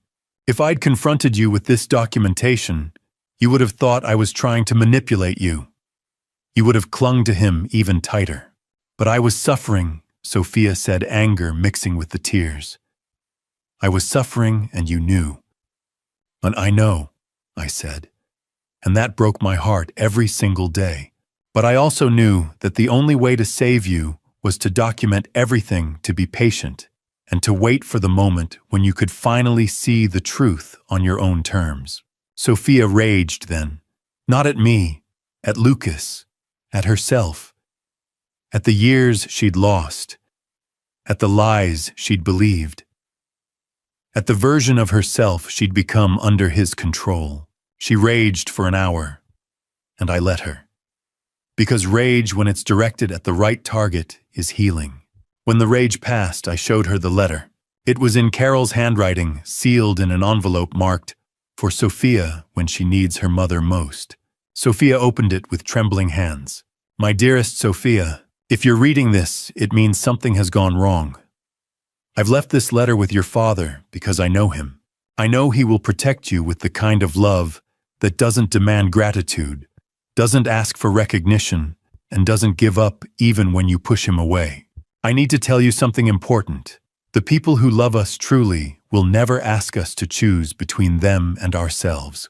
If someone, a boyfriend, a husband, a friend, ever makes you feel like you have to choose between your own safety and their happiness, that is not love. That is control. And control is the opposite of love. Your father has spent his life protecting you. Not controlling you. Protecting you. There is a difference, and I pray you come to understand it. I love you more than anything in this world. And I will always be with you, watching over you, believing in you. Love, Mom." Sophia read the letter twice. 3 times. By the 4th time, she was sobbing not in anger but in understanding, in gratitude, in the realization that her mother had known, that her mother had prepared her father for this moment, that even in death Carol was protecting her. "Ma, she knew," Sophia whispered. "Mom knew that something like this might happen. She knew the world," I said gently. "And she knew that love without boundaries could be dangerous. So she made sure you would have protection. Legal protection. Financial protection. And a father who would never stop fighting for you even when you hated him for it." That night, sitting in that storage unit surrounded by the evidence of 3 years of love disguised as documentation, Sophia finally understood. She understood that the prison she'd been living in wasn't her father's rules. It was Lucas's lies. She understood that the man she'd been trying to love had been trying to destroy her. She understood that her father had been right all along.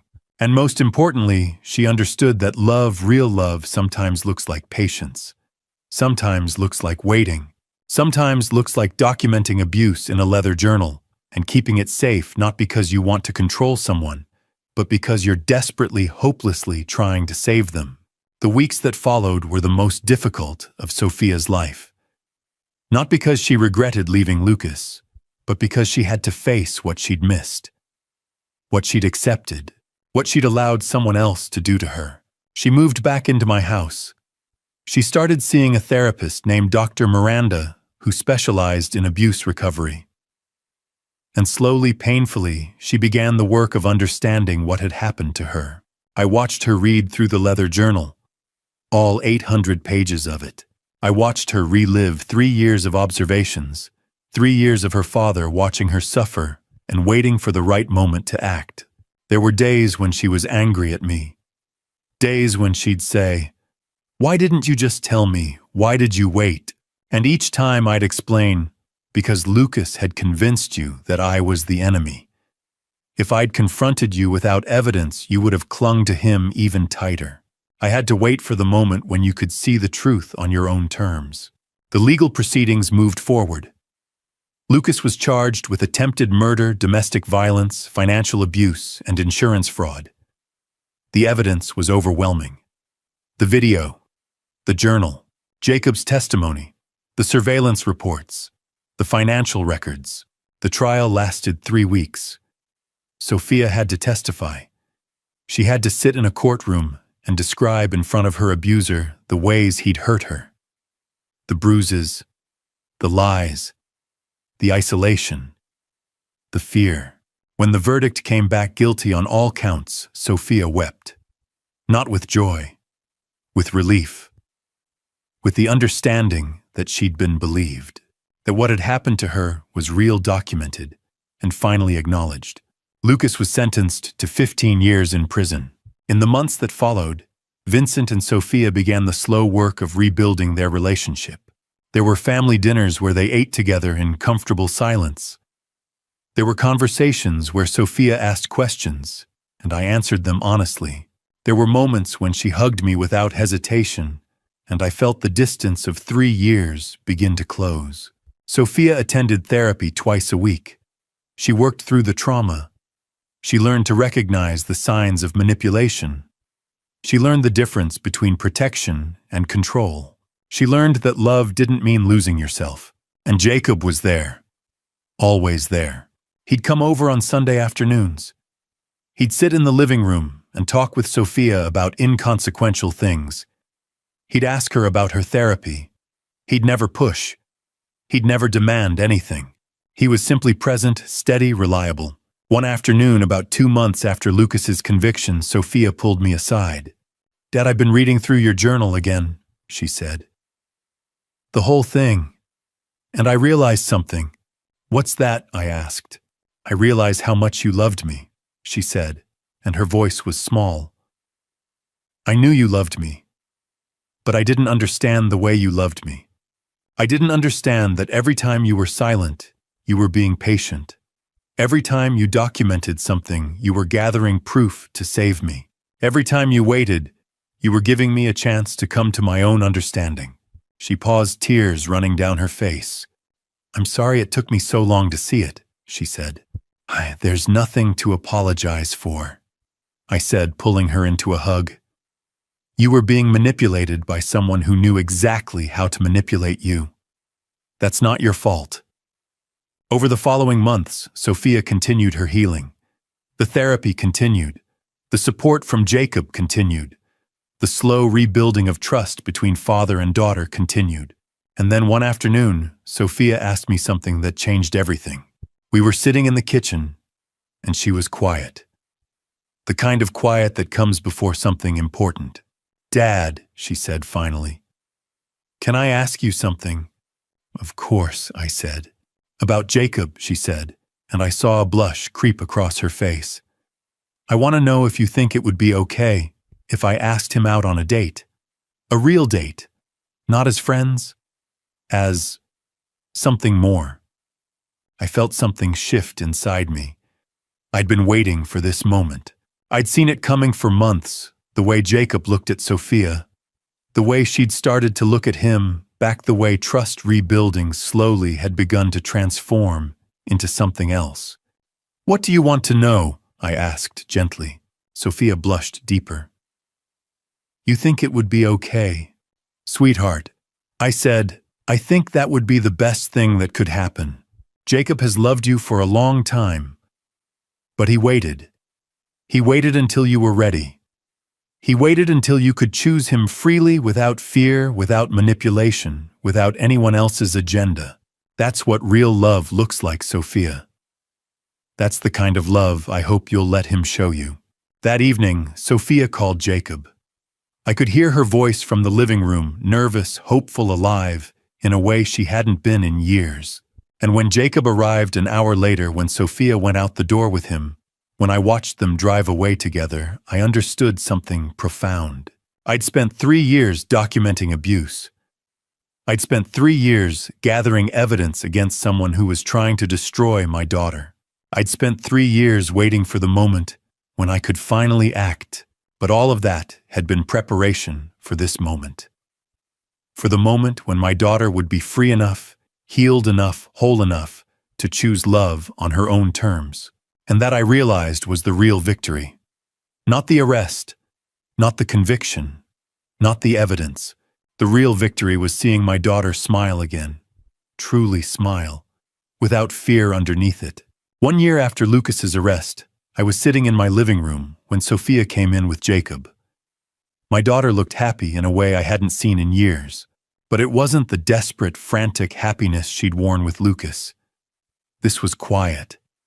This was real. "Dad," Sophia said, sitting down beside me, "Jacob and I wanted to talk to you." I looked at them, really looked at them. The way Jacob's hand rested gently on Sophia's back. The way Sophia leaned toward him without hesitation. The way they looked at each other with something that resembled peace. "We're taking things slowly," Sophia said. "We're not rushing, but we're committed to building something together." I smiled, because I could see the difference. With Lucas, Sophia had been constantly anxious, always monitoring his moods. With Jacob, she was relaxed. She laughed freely. She made decisions without fear. A few weeks later, Sophia asked me to do something I'd been waiting for. "Dad, can we go back to the storage unit?" she asked. We drove there on a Saturday morning. When we unlocked the door, I felt something settle inside me. This place had been a fortress, a secret, a burden I'd carried alone, but now it was just a room. Together, Sophia and I began to sort through Carol's belongings. Some things we donated, some things we brought home, Carol's favorite books, her photo albums, her jewelry. The storage unit, once a vault of secrets, became simply what it was meant to be, a place of memories. When we got to the locked cabinet, Sophia asked the question I'd been expecting. "Dad, what about your journal?" "It's yours," I said. "If you want it. So you'll always remember how hard you fought to get here." Sophia took the leather journal and held it carefully. Over the following months, I watched my daughter build a life nothing like the one she'd lived with Lucas. She continued therapy. She returned to work. She reconnected with friends. And she and Jacob moved slowly through a relationship based on mutual respect and genuine choice. One evening, I found her reading the journal. When she saw me, she looked up with tears in her eyes. "I'm reading about the day Lucas first came to dinner," she said. "You knew something was wrong from the beginning, didn't you?" "I had a feeling," I admitted, "but I couldn't prove it.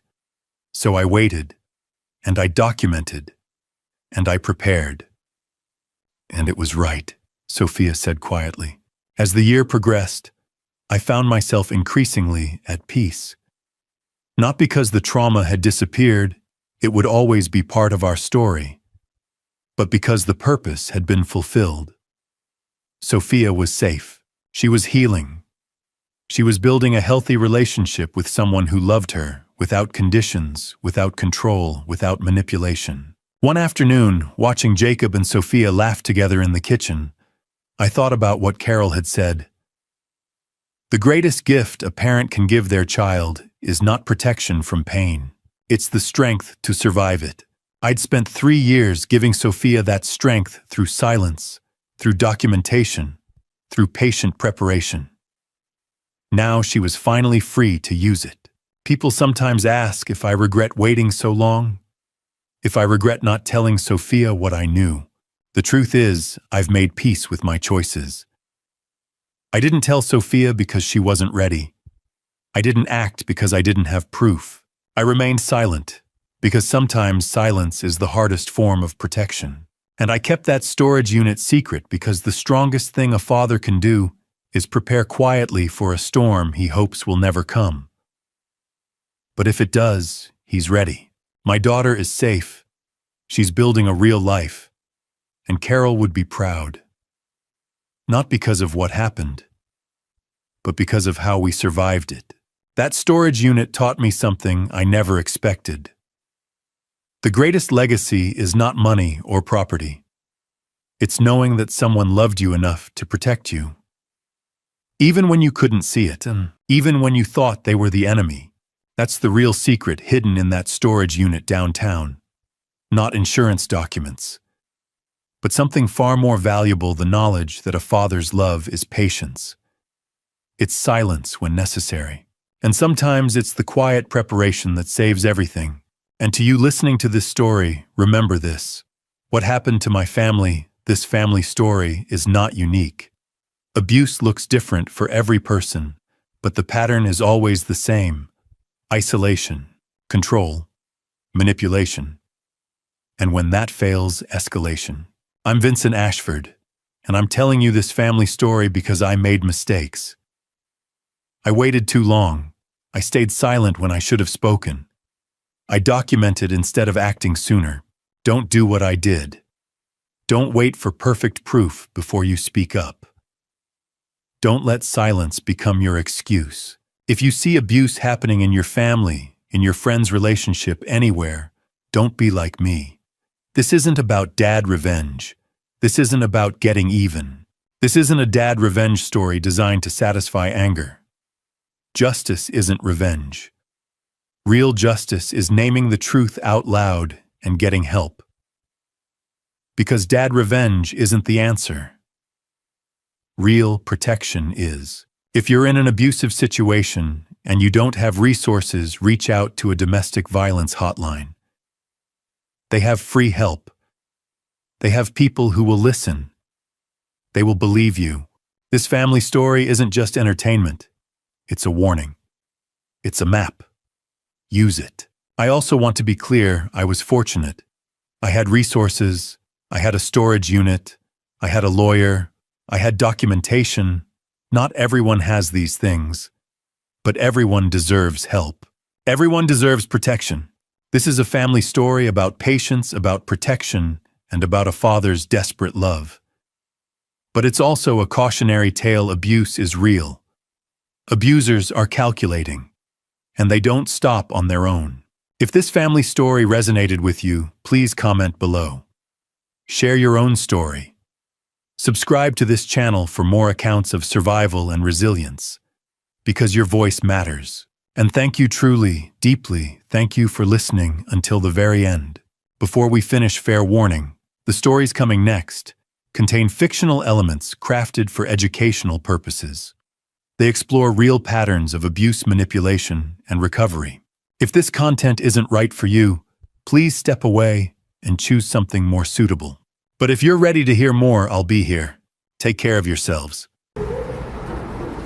언제 왔냐고? 5시? 오늘 초밥 상사 했는데 100개 안 터져서 망했음. 택시 탔어? 어디서 하는데요? 상동이 어디지? 아, 여기 다이소네. 주사위 소국도, 주사위 버스여행. 그러니까 주사위로 뭘 하는 건데? 시장 방송이 재밌냐? 여행 방송, 시장 방송이 재밌냐? 아니, 뭔지 알아? 내가 하면은 있잖아.